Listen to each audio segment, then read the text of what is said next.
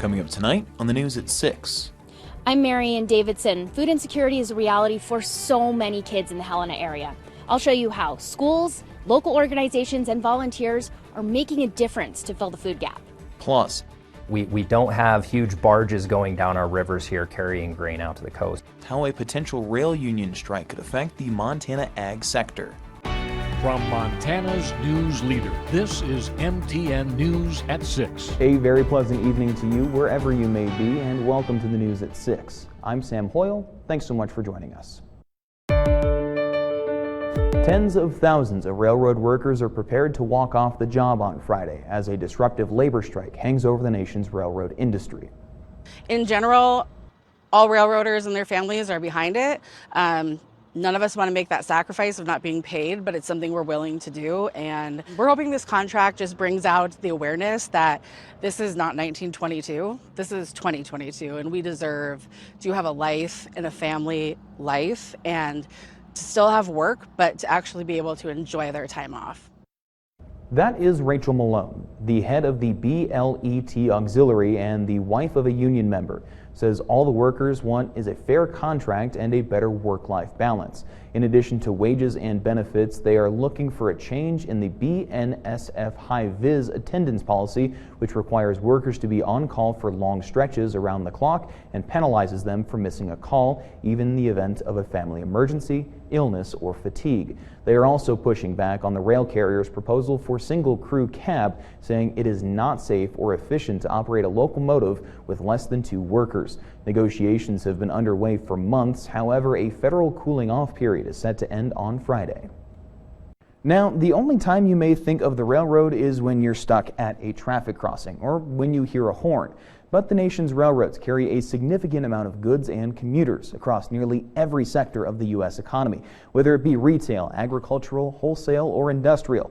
According to the Association of American Railroads, each day an additional 467,000 long-haul trucks would be needed to move the freight handled by rail.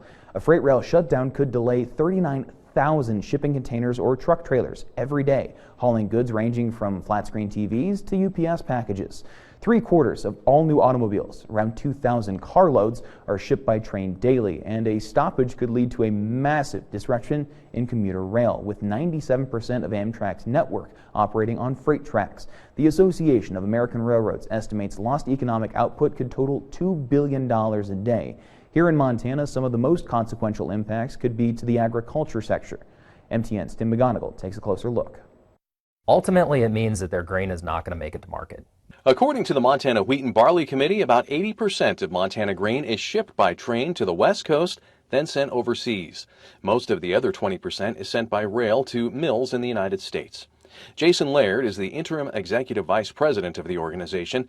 He says excess grain sitting in an elevator could have an impact on prices, but right now, Montana doesn't have a surplus. The thing is, we're coming off of 2 years of drought, so our supplies are not great to begin with. So not that drought is a good thing, but it's not like we're sitting on mass supplies of grain that need to leave the state. If a work stoppage does happen, the shipping alternative presents more logistical and financial challenges.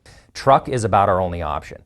The problem with truck is, A, you're going to increase traffic significantly. Obviously, there's congestion issues there. And then on top of it, the cost. It's just not cost effective to truck our grain all the way to the coast. Laird says Montana grain would be trucked to Idaho, where it would be shipped by barge to the coast before heading to foreign markets. We're looking at a significant increase in terms of shipping costs to foreign customers.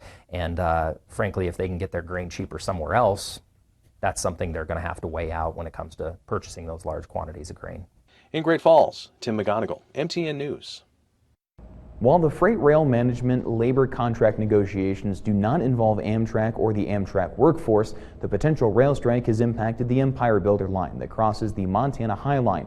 Cancellations began on Tuesday, and this week only trains that will have enough time to reach their final destinations by 12:01 a.m. on Friday will be in operation.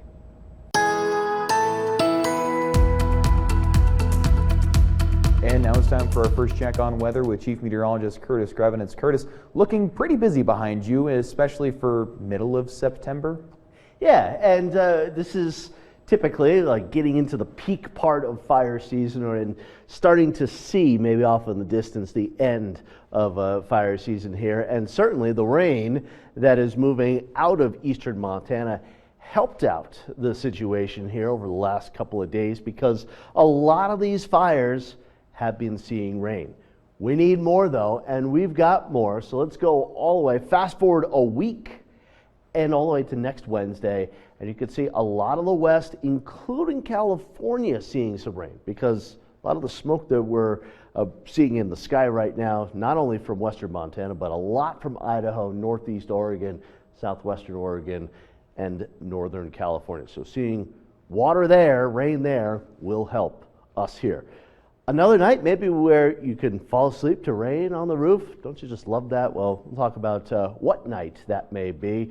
Still dealing with smoke for a few more days, and we may be talking about one of those types of storms with some flakes mixed in. More on that coming up. Today is Wear Orange Wednesday to raise awareness for childhood hunger in Montana. And in Montana, food insecurity is a reality for 31,000 kids across the state. 1,700 kids in Lewis and Clark County are facing food insecurity. School and local groups like Helena Food Share are working to fill the food gaps. MTN's Marion Davidson reports. Food insecurity means inconsistent access to enough food, and that's a reality for a lot of kids here in the Helena area. For some kids, this is the only place they are guaranteed a full meal. There's so much, housing insecurity and job insecurity that it can be really difficult to pay for just the basic meals. The cost of everything has increased. Trish Cluck is the principal at Bryant Elementary and a board member for the Helena Food Share. Bryant Elementary provides breakfast to 95% of their students. They also provide lunch and snacks during the school day. Honestly, to have your mind working around any academic material, you have to have a full belly. But school isn't the only time kids need food. Helena Food Share steps in over the weekends when school cafeterias are closed. Their Kid Packs program provides about 1,500 calories worth of kid-friendly, nutritious food for kids to take home over the weekend. It always starts kind of slow, but last week we took out over 1,200 packs the very first week. Those packs are distributed at schools across the area. Bryant Elementary gives out between 250 and 275 packs a week. To put that in perspective, 288 students are enrolled in the school. It is a huge portion, and we do send extra packs with kids if we know they have younger siblings at home. The Kid Packs program costs about $250,000 just to buy food to fill the packs. The money comes from community donations, and the work to make it all happen, that comes from volunteers. Without that huge volunteer force, there's no Kid Pack program. The ratio of volunteer hours versus staff hours is probably 95% to 5%. Helena Food Share is already giving out 1,200 Kid Packs per week, and Dale said they expect to see that number grow. If you want to help out Helena Food Share, you can. Check out their website, stop by the pantry, or give them a call to find out what volunteer opportunities are available or make a donation. In Helena, Marion Davidson, MTN News.